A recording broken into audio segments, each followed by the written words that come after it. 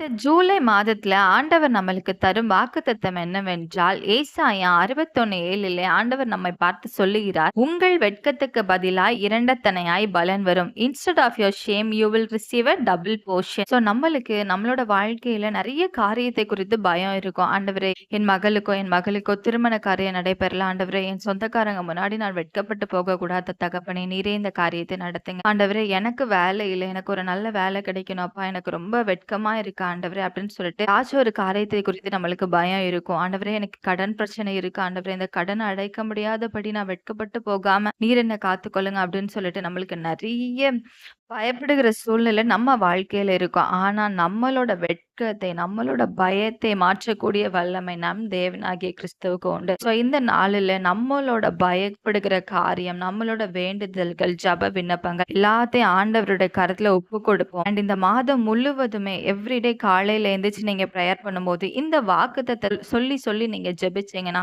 உங்களோட வாழ்க்கையில ஒரு பெரிய மாற்றத்தை உங்களால பார்க்க முடியும். ஜெபிக்கலாமா இப்பொழுது? ஆண்டவரே, நாங்க இந்த காலை வேளையில ஆண்டவரே இந்த ஜூலை மாதம் 1ஆம் தேதி ஜெபிக்கிறோம் தகப்பனே. எங்களுடைய வாழ்க்கையில நாங்கள் பயப்படுகிற காரியத்துல ஆண்டவரே நீர் இரண்டத்தனையான பலனை தர வேண்டும் என்று நாங்கள் ஜெபிக்கிறோம் தகப்பனே. ஆண்டவரே, எங்க உறவினர்கள் முன்னாடியோ ஆண்டவரே எங்க நண்பர்கள் முன்னாடியோ நாங்க எந்த ஒரு காரியத்திலயும் வெட்கப்பட்டு போகாதபடிக்கு நாங்கள் பயப்படும் காரியத்துல நீர் அற்புதம் செய்ய எங்களை முழுமையா இந்த காரியத்துல நாங்கள் ஒப்பு கொடுத்து ஜெபிக்கிறோம் தகப்பனே. நீங்க வாக்கு தந்தபடி ஆண்டவரே எங்கள் வெட்கத்தை எல்லாம் மாற்றி போட்டு எங்களுக்கு இரண்டத்தனையான பலனை ஆண்டவரே ஆசீர்வாதத்தை நீர் கொடுக்க எங்களை உடைய கருத்துல ஒப்பு கொடுத்து ஜெபிக்கிறோம் தகப்பனே. நீரே எல்லா பொறுப்பெடுத்துக் கொள்ளுங்க. ஆமேன்.